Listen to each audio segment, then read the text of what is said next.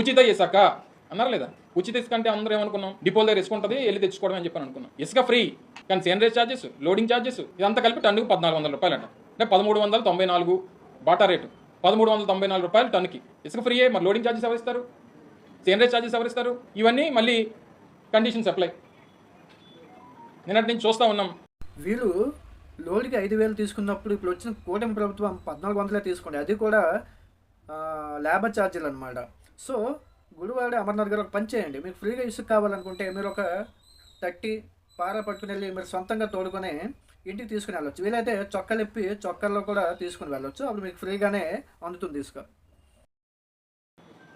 Bus free, RTC bus free అన్నాడు కదా, bus ఫ్రీయే, సీటుకి డబ్బు కట్టాలి, అందులో బస్సు వెళ్ళడానికి కావాల్సిన డీజిల్కి డబ్బులు కట్టాలి. ఇంకా బస్సు విషయానికి వస్తే మీరు ఆల్రెడీ 3 సార్లు బస్సు ఛార్జీలు పెంచారు.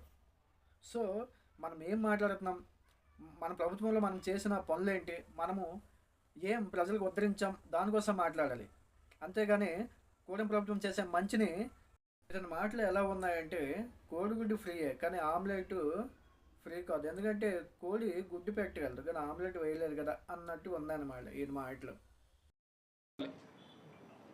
కరెంటు ఛార్జీలు పెంచాం, కానీ నాణ్యమైనటువంటి కరెంట్ కావాలంటే ఛార్జీలు పెంచాలి.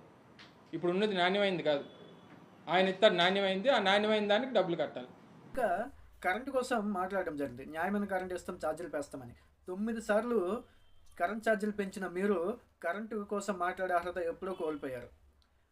2014-19లో కేవలం చాలా తక్కువ వచ్చింది కరెంటు బిల్లు. మీరు వచ్చిన తర్వాత ఆస్తులు అమ్ముకునే పొజిషన్ దాకా వెళ్ళింది కరెంట్ ఛార్జీలు అనమాట.